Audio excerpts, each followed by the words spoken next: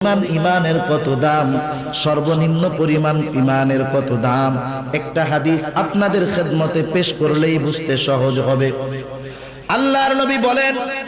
যে ব্যক্তি বলেছে মুখে লা ইলাহা ইল্লাল্লাহ আর তার অন্তরের ভিতরে জবের দানা পরিমাণ কল্যাণ নিহিত আছে, অর্থাৎ ঈমান আছে, আল্লাহর নবী বলেন এই জবের দানা পরিমাণ ঈমানের এত দাম, এত দাম, আল্লাহ রাব্বুল আলামিন এতটুকু ঈমানের বদৌলতে সে যদি জাহান্নামীও হয়,